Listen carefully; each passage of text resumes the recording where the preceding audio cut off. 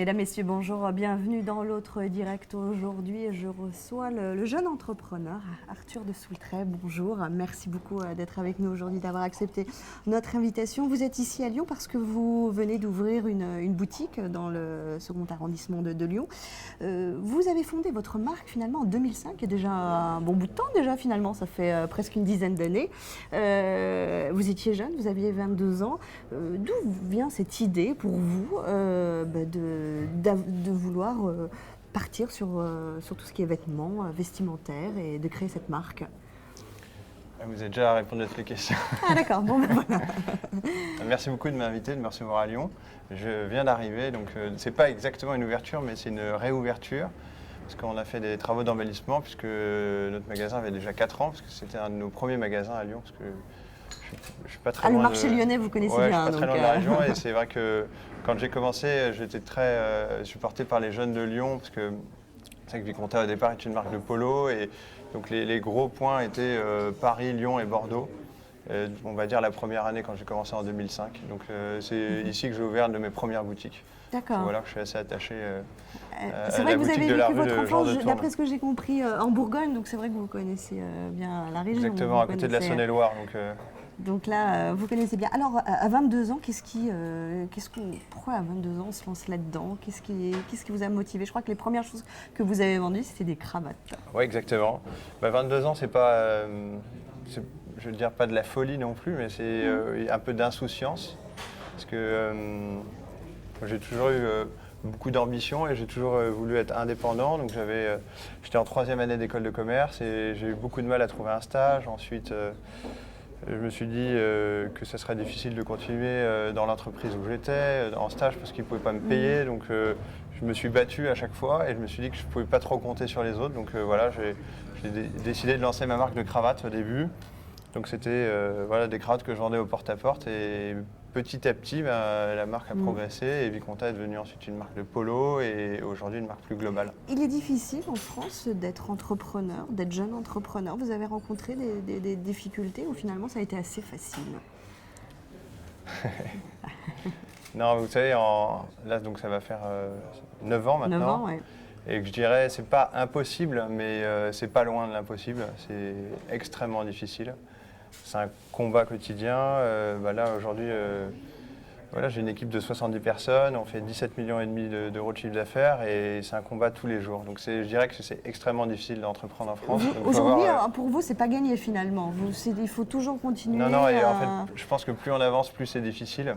D'accord. Plus la concurrence est rude, parce que nous, on a commencé, donc on était face aux grandes marques étrangères, donc qui étaient plutôt complaisantes. Mais c'est vrai que maintenant, on prend des parts de marché. Donc, non, je dirais que la compétition mais sont moins complaisantes, c'est extrêmement ça, difficile. sont plus difficiles, ouais. Que la France n'est pas un environnement facile parce que malheureusement, les dirigeants, j'ai eu beaucoup de courage, que ce soit de droite ou de gauche. Donc je dirais qu'aujourd'hui, vous en voulez aux politiques parce que pourtant, il y a le discours par exemple d'Arnaud Montebourg sur le Made in France, etc. Ouais, non, j'en veux. Pour vous, c'est un peu j'en veux, c'est vrai que je ne fais pas de politique d'habitude, mais j'en veux parce que quand vous êtes entrepreneur ou même quand vous êtes salarié dans une entreprise, que vous défoncez pour votre boîte et vous voyez comme le gâchis, le manque de courage de tous ces gens-là qui nous gouvernent, je dirais beaucoup de tristesse. Oui, même le Made in France là, qui est très à la mode en ce moment. Mais même, vous regardez un peu ce qui se passe dans les pays étrangers, parce que j'ai la chance de voyager beaucoup. On est quand même dans 20 pays maintenant avec Vicomta. On est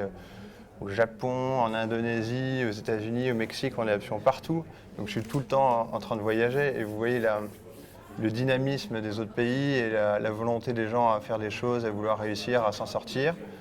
Et ici, on a tellement d'atouts, on a un pays merveilleux, même Lyon, c'est une ville magnifique. On a beaucoup plus d'atouts que même Paris, c'est absolument incroyable. Donc on a des atouts fantastiques et je trouve qu'on ne les utilise pas et qu'on pourrait faire beaucoup plus. Je dirais qu'on manque de modernité, on manque d'engagement dans les choses. Et ça serait aussi les Français où vous mettez... Oui, après je dirais qu'il y a un certain manque d'optimisme, mais c'est vrai qu'on n'est pas vraiment aidé pour ça. Ouais. Alors quand même, dans votre marque, Vicomte A, alors vous êtes pourquoi ce nom? Parce que vous êtes aussi je veux dire un vrai noble, hein. Vous êtes je suis un vicomte. Enfin, en tout cas, un vicomte, et c'est pour ça, c'est d'ailleurs un de vos amis américains, je crois, qui vous a suggéré cette idée-là. Donc, vous êtes plutôt une marque plutôt attrayante, avec des couleurs, j'allais dire, joyeuses, punchy.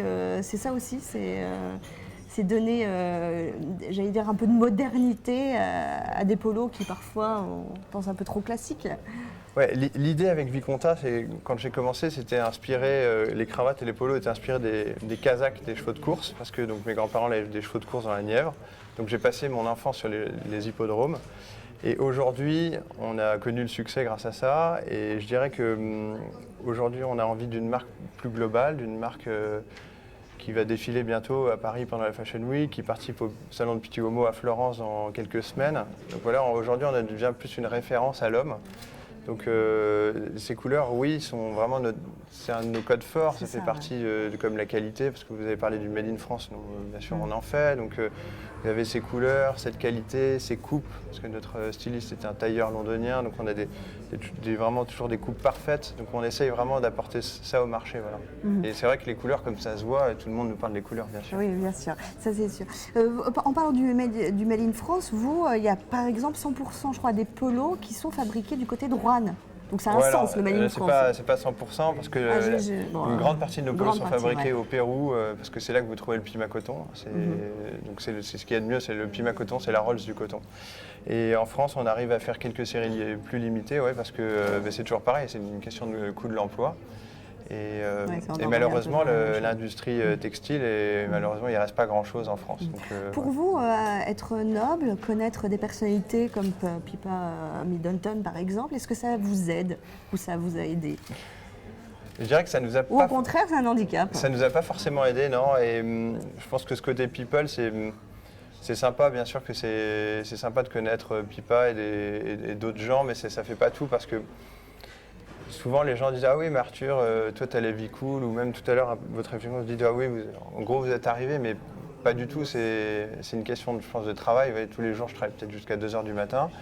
Et donc, je pense que dans la vie, rien ne se fait avec des amis people et tout. Ça, c'est du gros pipeau. Les dire. Mais c'est amusant, ça permet de passer des bons moments. C'est vrai que ça attire toujours les magazines, donc ça met les flashs sur nous. Oui, vous êtes sur Gala, par exemple. Ouais, mais bon, ça fait pas. C'est quoi? C'est 0,5%. Non, mais c'est bien, ça fait de la communication, c'est sympa, ça donne une image un peu glamour, donc c'est important, mais je dirais que c'est pas ça qui compte, c'est pas l'essentiel. C'est quoi vos projets aujourd'hui? D'ouvrir d'autres magasins? Nous, notre projet, c'est qu'aujourd'hui, on a signé un accord avec le CMCIC, qui est un fonds d'investissement qui maintenant va nous accompagner, parce que, donc, comme vous l'avez dit, j'ai commencé il y a 9 ans.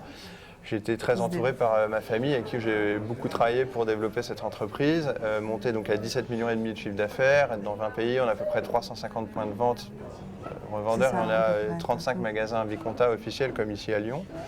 Et aujourd'hui, l'idée, c'est d'arriver à passer de cette espèce de grande start-up familiale à une entreprise plus pérenne dans le milieu de la mode. Et donc voilà, aujourd'hui, c'est plutôt d'investir, d'avoir nos propres magasins pour avoir nos vraies vitrines. Et voilà, c'est de développer l'internationalisation de la marque, de gagner en visibilité.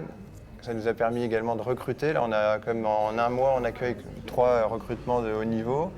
Des gens qui viennent du Gucci Group en tant que secrétaire général. On a quelqu'un qui vient de chez Façonnable et une responsable de communication qui viendra de chez Zadig et Voltaire qui arrive dans un mois. Donc voilà, aujourd'hui, on arrive à constituer une équipe avec, on va dire, nous, on est l'ADN de la marque, on est l'équipe d'origine. Il faut la consolider. Voilà, tous ces codes de Viconta qui sont très forts. Et aujourd'hui, on s'entoure de grands professionnels pour continuer le développement. Très bien. Je vous dis, le business aujourd'hui il devient mondial. Donc aujourd'hui, les Français doivent se battre contre des Coréens, des Chinois, des Américains. Donc voilà. Et aujourd'hui, si on n'est pas fort, nous, en France, et avec une équipe très soudée, on ne pourra jamais continuer à se développer. Merci beaucoup Arthur de Soultrait d'avoir été avec nous dans l'autre direct. On se retrouve bien sûr dès demain. Merci, au revoir.